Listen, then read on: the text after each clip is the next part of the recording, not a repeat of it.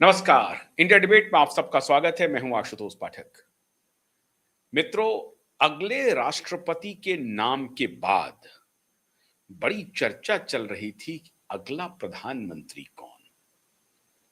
तिकड़म चल रहा था, भाई इनका नाम आगे है, इनका नाम आगे है, इनका नाम आगे है।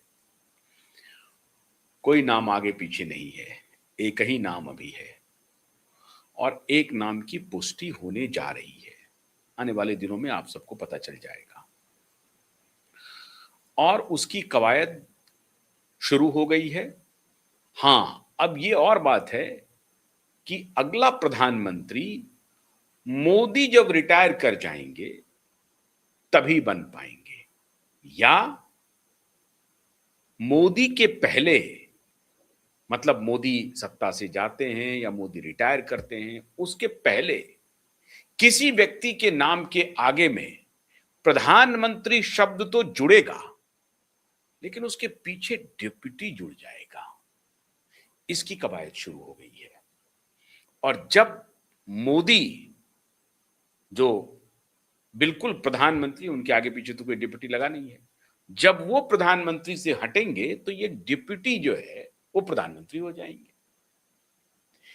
तो अब आप समझ लीजिए, भारत का 8वां डिप्टी प्राइम मिनिस्टर मिलने वाला है। भारत को एलिवेशन हो जाएगा, उनका एलिवेट कर दिया जाएगा। वैसे वो सेकंड इन कमान हैं, लेकिन अब आप प्रशासन में जब आप संकेत देना चाहते हैं, अभी तक ये नहीं चल रहा है कि भाई सेकंड इन कमांड हैं नहीं हैं। पॉलिटिकली तो ऐसा लग रहा है कि हैं, लेकिन प्रशासनिक रूप से सेकंड इन कमांड आप इसका जब संदेश देते हैं तो आप डिप्टी प्रधानमंत्री जैसे पद का आप जुगाड़ कर लेते हैं।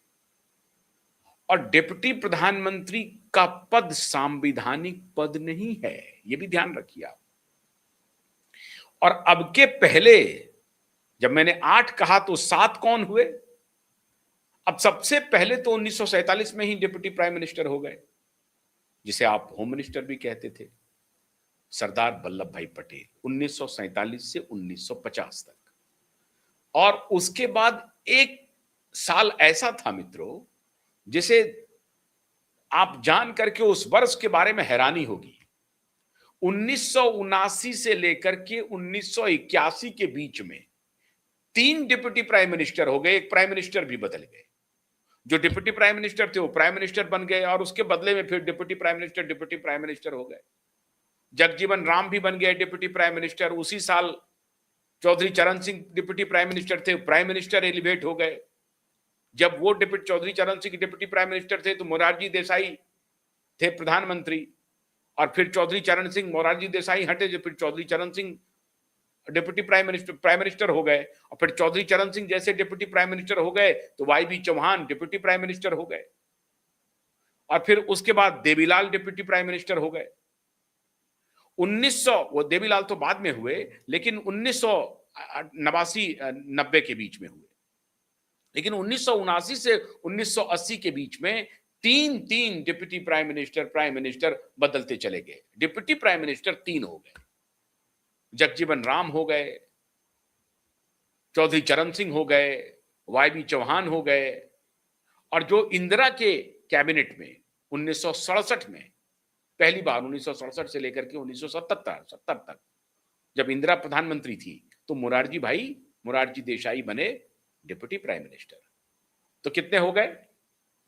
सरदार वल्लभ भाई पटेल, मोरारजी देसाई, जगजीवन राम, वाई.बी. चौहान, देवीलाल और एल.के. आडवाणी।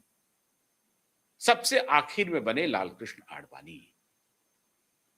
अक्टूबर 1999 में भारतीय जनता पार्टी की सरकार बनी, फुल फ्लेजेड, एक समझिए, जो कि 5 साल चली। उसके पहले भी 96 में बनी, 99 में बनी 2 बार, लेकिन अक्टूबर 1999 में जो सरकार बनी वो 5 साल चली। मतलब 22 मई 2004 तक वो सरकार चली। और 2002 में एक ऐसा घटनाक्रम हुआ जो भारतीय जनता पार्टी के लिए भविष्य का दरवाजा खोल दिया, और आज वो दरवाजा खोला जा रहा है। जब अक्टूबर 1999 में सरकार बनी, तब से लेकर के 2002 तक में 2 साल का, अक्टूबर आखिर में ही समझिए, नवंबर दिसंबर 2 महीने का वक्त था, उसके बाद तो जनवरी ही आ गया।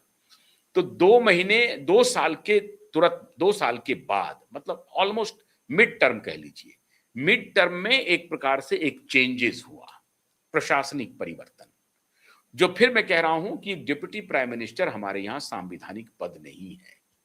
बस ये इससे मैसेजिंग दी जाती है, संदेश दिया जाता है कि भाई अब जो है प्रधानमंत्री वो हैं और दूसरे प्रधानमंत्री की रेस में ये हैं, मैंने प्राइम मिनिस्टर इन वेटिंग कह लीजिए।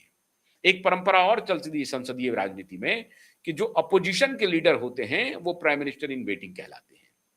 लेकिन जब सत्ता पक्ष में ही डिप्टी प्राइम मिनिस्टर की कोई बात चल जाए तो समझ लीजिए कि वो प्राइम मिनिस्टर इन वेटिंग हो गया, भले ही उनके नसीब में ये लिखा हुआ नहीं हो।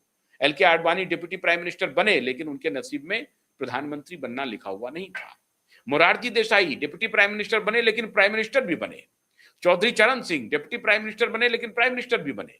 तो ऐसे 2-3 हुए हैं जो डिप्टी प्राइम मिनिस्टर बने, लेकिन उनके भाग्य में प्राइम मिनिस्टर भी लिखा हुआ था, तो प्राइम मिनिस्टर भी बने। इंदिरा गांधी तो हमेशा प्रधानमंत्री ही रही। सरदार वल्लभ भाई पटेल नहीं बन सके, उनकी मृत्यु हो गई 1947 से 1950 तक। डिप्टी प्राइम मिनिस्टर तो फंक्शनल प्राइम मिनिस्टर थे, प्रशासनिक एक प्रकार से सारी जिम्मेदारी पटेल जी ही निभा रहे थे। और गांधी का यह भी कहना था कि भाई नेहरू जो है वैदेशिक नीति पर, पहले यह आइडिया नहीं था ना कि भाई प्रधानमंत्री ही सर्वे सर्वा हो जाएगा। तो गांधी ने कहा कि भाई आप वैदेशिक नीति को संभालिए और देश जो है वो पटेल जी के हाथ में दे दीजिए, और इसलिए देश को उन्होंने अपने तरीके से मजबूत करने की कोशिश की। लेकिन प्रधानमंत्री तो प्रधानमंत्री होता है। लेकिन 1947 से 50 तक में जितना काम कर सकते थे सरदार वल्लभ भाई पटेल, उन्होंने किया। हाँ, उनके भाग्य में प्रधानमंत्री लिखा हुआ नहीं था। उसके बाद जो लोग डिप्टी प्राइम मिनिस्टर बने, उनमें से 3 लोग तो प्रधानमंत्री बन गए। जगजीवन बाबू भी नहीं बन सके, वाई बी चौहान भी नहीं बन सके, चौधरी देवीलाल भी नहीं बन सके। उनकी भी इच्छा थी। विश्वनाथ प्रताप सिंह के जब प्रधानमंत्री थे विश्वनाथ प्रताप सिंह जी, तो चौधरी देवीलाल आए थे, और उनकी कवायद यही थी, प्रधानमंत्री बनने की उनकी आशा भी थी। लेकिन उनकी आशा पर पानी फेर दिया चौधरी देवीलाल की आशा पे विश्वनाथ प्रताप सिंह ने। याद कीजिए, मंडल कमीशन उन्होंने लागू कर दिया 1989 में। और मंडल कमीशन जैसे ही लागू हुआ, उसके बाद सारा जो जिस नाव की सवारी करना चाहते थे चौधरी देवीलाल, उस नाव को ही झटक लिया विश्वनाथ प्रताप सिंह ने।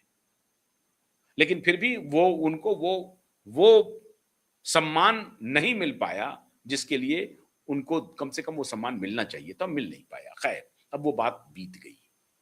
आज जो विषय है जिसके बारे में मैं चर्चा कर रहा हूं, उसको मैं सिर्फ रेफरेंस दे रहा था कि ऐसा नहीं है कि पहली बार होगा ये। सत्ता पक्ष में भी उसी पार्टी विशेष से 2 बने हैं, और इसीलिए Atal Bihari Vajpayee on the floor of the house, एक बार उनका स्टेटमेंट था कि हमारे और आडवाणी जी के बीच में जो विवाद खड़ा करने की कोशिश की जा रही है वो नहीं होगा। और उस वक्त ये हुआ था कि नहीं, आडवाणी जी, वाजपेयी जी थोड़े से उनकी विस्मृति होने लगी थी, उनकी याददाश्त थोड़ी सी कमजोर हो रही थी, अस्वस्थ हो रहे थे। तो आडवाणी जी पूरी तरह से स्वस्थ थे, तो आडवाणी जी को एलिवेट किया गया। होम मिनिस्टर तब भी थे आडवाणी जी, लेकिन उनको डिप्टी प्राइम मिनिस्टर बनाया गया। और उसके पहले जो नाम हमने बताए वो तो आपने देख ही लिए। अब कैबिनेट रिसफल में मित्रों चर्चा हो रही है 61 वर्ष के बिल्कुल नौजवान, समझ लीजिए आप, 61 वर्ष के नौजवान को डिप्टी प्राइम मिनिस्टर के रूप में एलिवेट करने की योजना बन गई है। और वो सज्जन हैं अमित शाह जी। इनके नाम पर कम से कम मोदी जी इनका पत्ता नहीं काटेंगे। अगर मैं ये बात बोल रहा हूं, मान लीजिए कि अगर मैं ये कह रहा हूं कि Amit Shah ji deputy prime minister बन सकते हैं, तो ऐसा होता है ना कि भाई जिनका नाम चल गया उनका पत्ता साफ हो जाता है। बिल्कुल नहीं। इन दोनों के बारे में जो मैंने बात कही है वो दोनों पुष्ट होने जा रहे हैं। आप देखेंगे कि वैसे भी प्रशासनिक कॉल अमित शाह ले रहे हैं, और इसीलिए प्रधानमंत्री मोदी वैदेशिक यात्रा पर ध्यान भी फोकस कर रहे हैं और वैदेशिक यात्रा कर भी रहे हैं। बड़े साधारण तरीके से वो विदेश जाते हैं। जो वैदेशिक जो संबंध को बनाने की जो जिम्मेदारी है उस पर वो फोकस कर रहे हैं, लेकिन देश चला रहे हैं अमित शाह ही। अब इसकी प्रशासनिक संदेश समझिए मैसेजिंग भी होने की पूरी संभावना है, और ये भी संदेश चला जाएगा कि बाकी जो आप लोग कंटेंडर हैं, कंटेंडर हैं कौन? राजनाथ सिंह जी को इच्छा थी, लेकिन उन्होंने एक प्रकार से सरेंडर कर दिया। क्यों सरेंडर कर दिया? क्योंकि उनके दोनों पुत्र को पार्टी ने एडजस्ट करने की बात कह दी है। एक पुत्र तो एडजस्ट हैं ऑलरेडी, नोएडा से वो एमएलए हैं, और दूसरे पुत्र को एमपी बनाने की भी बात हो गई है। और उनको जो सबसे सर्वोच्च पद है भारत का, वो पद मिलने जा रहा है। अगर प्रधानमंत्री किसी कारणवश वो नहीं बन पाए, जिसकी उनको तमन्ना थी, इच्छा थी, क्योंकि फंक्शनल हेड तो प्रधान ही होता है, प्रधानमंत्री ही होते हैं, वो तो एक डेकोरेटिव पोस्ट है, लेकिन फिर भी सर्वोच्च पद है। डेकोरेटिव है लेकिन सर्वोच्च पद है। वो संसद के भी ऊपर हैं, मतलब संसद बनती है तो राष्ट्रपति के साथ बनती है। भारतीय संसद अगर बनती है ना तो दोनों सदन और प्रेसिडेंट के साथ बनती है। तो आप समझिए कि कितना सर्वोच्च पद है, संवैधानिक रूप से भी सर्वोच्च, प्रथम नागरिक भी हैं वो राष्ट्रपति। तो राष्ट्रपति के लिए अगर राजनाथ सिंह का नाम आ रहा है क्या, बल्कि समझिए ये सहमति एक प्रकार से बन गई है। भाई अब ये हो रहा है कि जिन्होंने अपनी सेवाएं दी, इतना बड़ा कार्यकाल रहा, अनुभव रहा, तो अब इधर उधर से खोजने की बजाय वो हो गया। भाई कोविंद जी को आपने लाया, एक ट्राइब को भी लाया, महिला को भी लाया, सब हो गया। अब ये चल रही थी बात कि एक मुस्लिम को भी बना दिया जाए, लेकिन पता नहीं भारतीय जनता पार्टी इस दिशा में विचार कर रही है या नहीं कर रही। आरिफ मोहम्मद खान का नाम शुरू हुआ था चलना कि आरिफ मोहम्मद खान के बारे में विचार किया जा सकता है, लेकिन मुझे शंका है कि आरिफ मोहम्मद खान को यह जिम्मेदारी मिलेगी। हालांकि अभी भी उनका नाम कटा नहीं है, लेकिन उसकी संभावना बहुत 5-10% में आ गई है। 90% मान के चलिए कि राजनाथ जी देश के अगले राष्ट्रपति होंगे, ऐसा प्रतीत हो रहा है। और दूसरी तरफ डिप्टी प्राइम मिनिस्टर का एक पद दोबारा एलके आडवाणी के बाद निर्माण किया जा रहा है अमित शाह जी के लिए। वो गृह मंत्रालय तो उनके पास है ही, तो समझिए वो डिप्टी प्राइम मिनिस्टर ही हैं, लेकिन अब अगर उनको पद मिल जाएगा तो वो उनका एक एलिवेशन हो जाएगा। अब कहानी ये है, इसका मतलब ये हुआ कि अमित शाह मोदी तब तक प्रधानमंत्री रहेंगे जब तक वो पार्टी हार ना जाए चुनाव, या बिल्कुल वो बीमार ना हो जाए मोदी, मतलब मोदी ही प्रधानमंत्री रहेंगे। डिप्टी प्राइम मिनिस्टर के पद का मतलब ही यही है कि मोदी अब अंत तक प्रधानमंत्री बने रहेंगे। हाँ, भारतीय जनता पार्टी सत्ता से बाहर हो जाए तो अलग बात है, तब तो फिर राष्ट्रपति भी कोई नहीं रहेगा। अगर सत्ता से आप बाहर हो जाते हैं, दूसरी पार्टी अगर सत्ता में आती है, तो फिर वो अपने तरीके से वो कोशिश करेंगे। अगर आपका बहुमत खत्म हो गया तो फिर राष्ट्रपति कौन होगा? जिस पार्टी की बहुमत होगी वही आप फिर राज्यसभा भी अपने हिसाब से बना लेते हैं, तो उस वक्त में तो फिर राष्ट्रपति भी नहीं होगा। तो इसका मतलब है कि भारतीय जनता पार्टी को हराना पड़ेगा, मतलब एनडीए को हराना पड़ेगा। अपोजिशन को, मोदी को हटाने के लिए अपोजिशन को, एनडीए को हराना पड़ेगा। और जब तक ये हारते नहीं हैं तब तक भारतीय जनता पार्टी एनडीए के पावर में रहते हुए बीजेपी के अंदर कोई दूसरा कैंडिडेट प्रधानमंत्री का होगा, इस पर प्रश्न चिन्ह लग गया।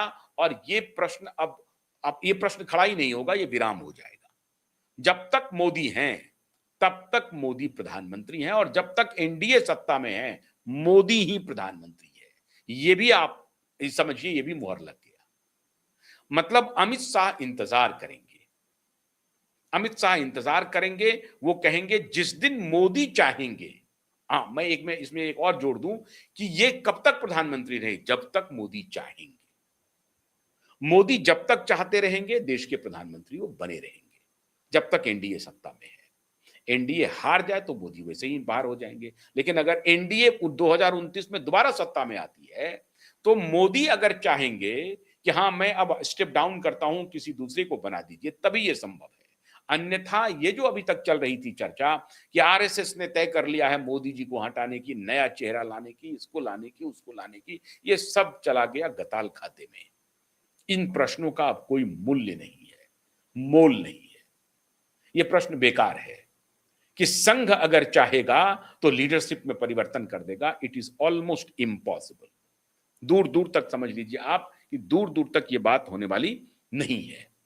इसका मतलब ये है, और अगर अमित शाह एलिवेट कर दिए जाते हैं तो संघ को भी संदेश चला गया। अब इसमें क्या मोहन भागवत की सहमति ली जा रही है या मोदी तय कर रहे हैं? क्योंकि और तो अब पार्लियामेंट्री बोर्ड का कोई मतलब रहा नहीं। पार्लियामेंट्री बोर्ड में सर्वशक्तिमान यही है। नितिन गडकरी ने सरेंडर कर दिया है। नितिन गडकरी के खिलाफ सोशल मीडिया से लेकर के तमाम जगह चर्चा चल रही है, इथेनॉल का स्कैम कर दिया, फलना स्कैम कर दिया, ये कर दिया, वो कर दिया, तो बहुत सारी चर्चाएं चल रही हैं। नितिन गडकरी भी अब उस रेस में नहीं है। बाकी जो प्रोबेबल चेहरे थे वो कर्टन के पीछे छुप गए हैं या छुपा दिए गए हैं, अब वो है नहीं। राजनाथ जी एक कंटेंडर हो सकते थे। राजनाथ जी को एक अपॉर्चुन मोमेंट का इंतजार करने के लिए कह दिया गया है और बड़े पद के लिए तैयार रहने के लिए कह दिया गया है। तो इस कैबिनेट रिसफल में अभी तक मैं हैरान हूं कि ये जुलाई के फर्स्ट वीक में हो जाना है और अभी तक इसका नोटिफिकेशन नहीं हुआ है। तो कब होगा? फिर 6 जुलाई को तो चले जाएंगे प्रधानमंत्री 3 देशों की यात्रा पर। तो फिर उस यात्रा के बाद मानसून सत्र के बाद होगा एक्सपेंशन। फिर मानसून सत्र शुरू हो जाएगा 18 जुलाई के आसपास से। तो क्या मानसून सत्र के पहले एक्सपेंशन हो जाएगा या मानसून सत्र के बाद होगा या मानसून सत्र के बीच में होगा नए कैबिनेट का? अब ये देखने वाली बात है। लेकिन ये चर्चा पावर गैलरी में मित्रों बहुत गंभीरता से हो रही है और बिल्कुल ये अंदर की खबर है कि अमित शाह को एलिवेट किया जा सकता है और संघ भी इस मुद्दे पर सहमत हो गए हैं। सहमत असहमत का कोई मतलब नहीं है। बंगाल चुनाव की जीत के बाद मोदी जी, अमित शाह जी जो चाहेंगे वही होगा। संघ का कोई मतलब नहीं है। मोहन भागवत जी अगर ये सोच रहे हैं कि बड़े वो उनकी सहमति बहुत अनिवार्य है, ऐसा प्रतीत नहीं हो रहा है। और जिस तरह से सांसदों का तोड़ जोड़ चल रहा है उसके बाद तो और भी मोहन भागवत जी ने सरेंडर कर दिया कि भाई ठीक है, आप जैसे भी हैं आप सत्ता चलाइए। हाँ, देश के साथ बहुत होना चाहिए। अच्छा, देश के साथ अच्छा हो रहा है। देश के साथ मोदी जी बहुत प्रामाणिक तरीके से काम कर रहे हैं। शशि थरूर अलग प्रशंसा कर रहे हैं। 12 साल होने के बाद जो शशि थरूर ने जो आर्टिकल लिखा था आपने देखा ही है। शशि थरूर ने कहा कि 12 साल में मोदी ने वो कर दिया जो कोई नहीं किया। बहुत सारे मोर्चे पर मोदी ने काम किया है, आप उसकी आलोचना नहीं कर सकते हैं। अब शशि थरूर चूंकि कह तारीफ कर रहे हैं तो आपको लग रहा होगा कि अरे कांग्रेस में बीजेपी का मोल छुपा हुआ है। वो सब आप कह सकते हैं, आरोप लगा सकते हैं। शशि कपूर को, शशि थरूर के बारे में आप ये भी कह सकते हैं वो खुद फंसा हुआ है। उनके खिलाफ कोई मर्डर का, इस सब का केस जो भी है उसमें वो एक्यूज्ड हैं या जो भी हैं, आरोपी हैं। तो उससे बचने के लिए वो मोदी गुणगान करने में लगे हुए हैं। अब भगवान जाने सत्य क्या है। ये सारी बातें एक तरफ, लेकिन मोदी को संघ कोई चैलेंज करेगा 2029 तक, इसकी संभावना दूर दूर तक नहीं है। अब क्यों? अभी चर्चा हो रही थी स्ट्रेट ऑफ हॉर्मुज का, ईरान, अमेरिका और इजराइल युद्ध का। इसकी वजह से पूरे दुनिया में एक सप्लाई चेन डिसरप्ट हो रहा था। उसकी वजह से पूरी दुनिया में महंगाई बढ़ रही थी। अन्य देशों में भी थी, भारत में भी थी। भारत लेकिन लंबे समय तक महंगाई अफोर्ड नहीं कर सकता है।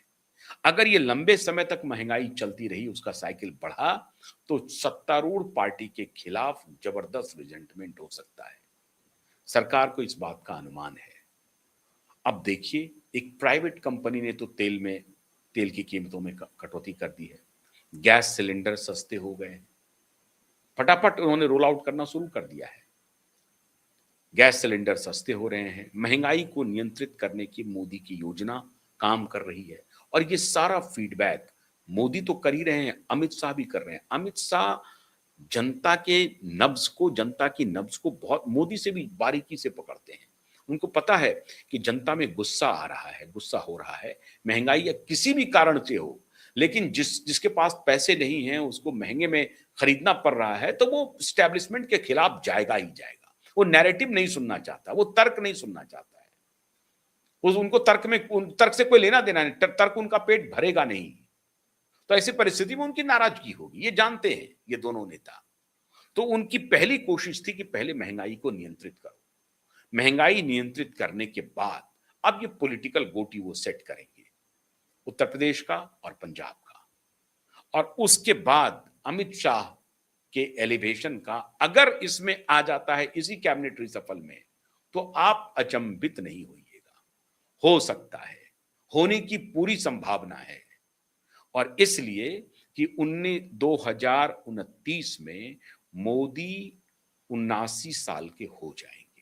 एक टर्म और वो खेल सकते हैं, शारीरिक रूप से पूरी तरह से स्वस्थ है वो, तो 84 साल तक भी वो प्रधानमंत्री बने रह सकते हैं।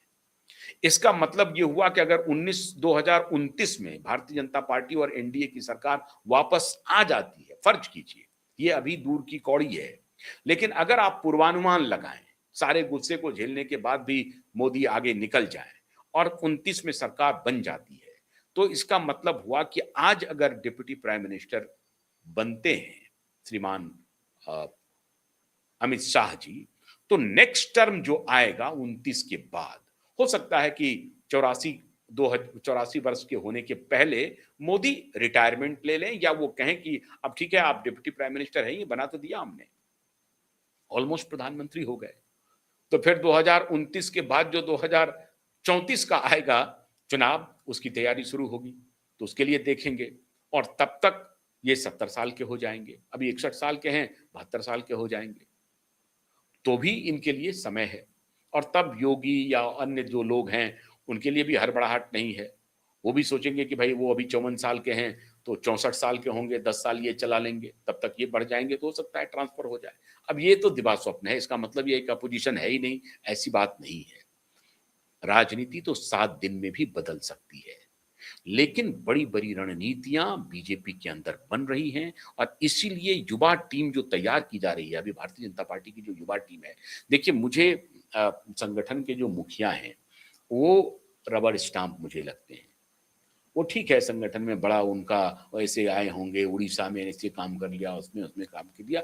दृष्टि भी होनी चाहिए देश को लेकर के, समाज को लेकर के।